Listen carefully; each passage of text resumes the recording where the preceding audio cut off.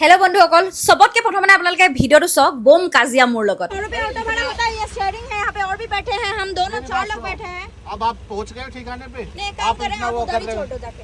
चलो उधर ही छोड़ दो। डॉक है कि आप ऐसे लोगों का फायदा मत उठाओ। हम यहाँ पे ड्यूटी करते हैं, हम यहाँ पे काम कर। बारिश है तो क्या गाड़ी नहीं आएगी? এতিয়া মই ইয়াৰ কাহিনীটো কৈ আছো আপোনালোকক। এই কেদিনমানৰ আগত মানে যোৱা 2-3 দিনৰ আগত মই যেতিয়া ডিউটি গৈছিলো, বৰষুণৰ বতৰ আছিলে। মেট্ৰ' ষ্টেচনৰ পৰা মোৰ ডিউটি জেগালৈকে খুব বেছি 400 to 500 মিটাৰছ ডিষ্টেন্স আছিলে, ঠিক আছে।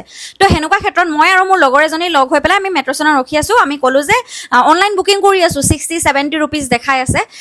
তাৰ পিছত মানে অটোটো আহোতে অকমান মানে লেট হৈছে, সেইকাৰণে অটো এখন আহি পেলাই ৰখিলে, শেয়াৰিং অটো। পিছত অলৰেডি এজনী ছোৱালী বহি আছে, আগফালে আৰু এজন মতা মানুহ বহি আছে, মানে টোটেল 4 জন। এতিয়া 4 জনক লৈ পেলাই শেয়াৰিং অটো তেওঁ 500 মিটাৰ দূৰত আমাক যেতিয়া এৰিছে, তেওঁ কৈছে দুজনৰ 100 টকা। এতিয়া আপোনালোকে ভাবক 500 মিটাৰ ডিষ্টেন্সত 100 টকা কেনেকে হয়, মানে কি হিচাপত হয় সেইটো মই নাজানো।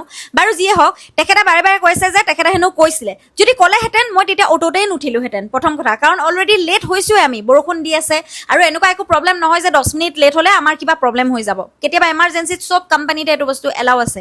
তাৰপিছত কি কৈছে, তেখেতে গৈ পেলাই আমাৰ লগত মানে তৰ্কাতৰ্কি ষ্টাৰ্ট কৰিছে যে আমি পইচাটো দিবই লাগিব। তাৰপিছত মই কৈছোঁ আপোনালোকে এক কাম কৰক, তেতিয়াহ'লে আপুনি ঘূৰাই পেলাই আমাক একে জেগাত এৰি দিয়ক, তেতিয়াহ'লে মই আপোনাক আৰু এইটো পইচা দিব নালাগে। কাৰণ আপুনি শেয়াৰিঙত লৈ আনিছে, আপোনাৰ 500 মিটাৰ ডিষ্টেন্সত আপুনি তেতিয়াহ'লে 50-50-50 মানে কি আপোনাক 4 জনে মানে 200 টকা তেওঁক মানে কমাব লাগে জাষ্ট এইখন ডিষ্টেন্সত। মই যদি অকলে ৰিজাৰ্ভ কৰি লৈ যাওঁ, মই 100 টকা দিলে মোৰ প্ৰব্লেম নাছিলে, মই দিয়ে দিলো হয়। যদি মই এনেকৈ কৈ গ'লো হয়, কথা পাতি পেলাই কমিটমেণ্ট কৰি পেলাই গ'লো হয়, কিন্তু এনেকুৱা নাছিলে। আৰু এইটো অকল ফাৰ্ষ্ট কথা নহয় যে আমাৰ নৰ্থ ইষ্ট ছোৱালীবিলাকক আচলতে বাহিৰৰ জেগাবিলাকত বহুত জাজ কৰে। এনেকুৱা কষ্টৰ মাজতো আমি কাম কৰি আছো, এইটো মানে নিজকে এইটো বস্তু প্ৰাউডো হয়। আৰু কেতিয়াবা জেগা ঠাই সাপেক্ষে কেতিয়াবা কাজিয়া কৰিবও লাগিব। এতিয়া ৰিচেণ্টলি এসপ্তাহ আগত আৰু এটা মোৰ লগত ইনচিডেণ্ট হৈছে। মই যেতিয়া অফিচত গৈছোঁ, হুদা চিটি চেণ্টাৰ বুলি এটা মেট্ৰ' ষ্টেচন হয়, তাৰ পৰা কেইবাখনো গেট আছে। কেইবাখনো গেট থকাত মই যেতিয়া কনফিউজ হৈছোঁ, মোৰ নাইকা অফিচত যাব লাগে, তাৰ পৰাও মানে 600 মিটাৰ বা 700 মিটাৰ ডিষ্টেন্স হ'ব। অটোৱালাটোক ক'লোঁ আপুনি মোক এই তাতে এৰি দিয়ক। অটোৱালাটোৱে এতিয়া কি কৰিছে জানেনে, 500 মিটাৰ ডিষ্টেন্সত 500-600 মিটাৰ ডিষ্টেন্সটো তেওঁ গৈ কোনোবা এটা ৰাউণ্ডত ঘূৰাই 2 কিলোমিটাৰ দূৰত মোক লৈ গুচি গ'ল।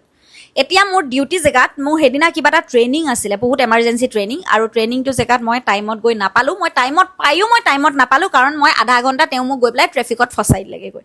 তো সেইকাৰণে মই মানে যিসকল নৰ্থ ইষ্টৰ মানুহ ইয়াতে কাম কৰি আছে, তেওঁলোকক মই বাৰে বাৰে মানে অৱগত কৰিব বিচাৰিম যে আপোনালোকে একদম কিবা কাম, গাড়ী বুক কৰা বা কাৰোবাৰ লগত কিবা কথা পতা, কিবা ডিল কৰা, এইবিলাকৰ আগত আপোনালোকে একদম সাৱধান হ'ব। যিটো মই ফেচ কৰিছোঁ আপোনালোকে যাতে নকৰে। কাৰণ মোৰ মুখখন ছাৰ, মই পটককৈ উল্টাই কিবা এটা কথা কৈ দিওঁ, কিন্তু কিছুমান মানুহে সেইটো কৰিব নোৱাৰে। আৰু আমাৰ নৰ্থ ইষ্ট মানুহক বহুত জাজ কৰে ইয়াতে। কিছুমানেতো গয়া বুলি কৈ দিয়ে, কিছুমানে বেয়া কাম কৰে বুলি কৈ দিয়ে, কিন্তু এইটো কথা তেওঁলোকে কিছুমানে ভাবিয়ে নাচায়।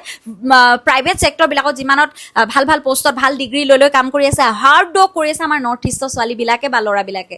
এইটো বস্তু আপোনালোকে ভালদৰে যদি ন'টিছ কৰে, ভালদৰে যদি চাই, তেতিয়া বুজি পাব। আৰু ইয়াতো মানুহবিলাকে বুজি পোৱা নাই। মই এটা ভিডিঅ' হিন্দীটো বনাই দিছোঁ যে সকলোৱে বস্তুটো জানক, কিয় পটককৈ আপোনালোকে চকুৰ চায়ে আমাৰ নৰ্থ ইষ্টৰ মানুহখিনিক জাজ কৰি দিয়ে। কেতিয়াবা আমি যেতিয়া মাৰ্কেটত ওলাই যাওঁ, এটা কথা জানেনে, যেতিয়া মাৰ্কেটত ওলাই যাওঁ, কোনোবা এটা বস্তু যদি 200 টকা তেওঁলোকে বেচে, সেই আমাৰ চকল মানে আমাৰ ফেচটোত কি বা এনেকুৱা ৰিচ লিখা আছে, তেওঁলোকে 200 টকীয়া বস্তুটো আমাক 2000 টকা বুলি কয়। তাৰ পৰাতো আপোনালোকে একদম কেয়াৰফুল থাকিব। যিসকলে দিল্লীত ফুৰিবলৈ আহে বা কিবা কাৰণত বজাৰ চজাৰ কৰিবলৈ যায়, আপোনালোকে একদম সাৱধান হ'ব দেই। এটা বস্তু দেখিবলৈ চকুত লাগিলে, ভাল লাগিলে বুলি আপোনাক সেই 200 টকাৰ বস্তুটো আপোনাক 2000 টকা লৈ পেলাই আপোনাৰ হাতত বেছি দিব পাৰে। আৰু এইটো নৰ্থ ইষ্টৰ নহয়, ফৰেনাৰ লগতো মানুহে এইটো কৰে। গতিকে আপোনালোকে কেতিয়াবা যদি ফুৰিবলৈ আহে, কিবা বস্তু কিনে, তাৰ আগত আপোনালোকে একদম সাৱধান থাকিব।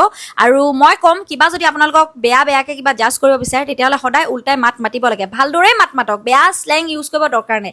ভালদৰে উল্টা আনচাৰ দিব লাগে। কাৰণ আমিও সাহসী হয়, আমাৰ বুকুতো সাহ আছেতো। আমি ইমান মানে ঘৰৰ পৰা ইমান হাজাৰ হাজাৰ কিলোমিটাৰ দূৰত আহি পেলাই এনেকৈ আমি ইমান দৰপক হৈ পেলাই কাম কৰি থাকিব নোৱাৰোঁ আচলতে, হয়নে? গতিকে সেইটোৱে সকলোকে ক'ব বিচাৰিম, কেতিয়াবা আপোনালোকে আহিলেও সকলোৱে সাৱধান হ'ব। ধন্যবাদ।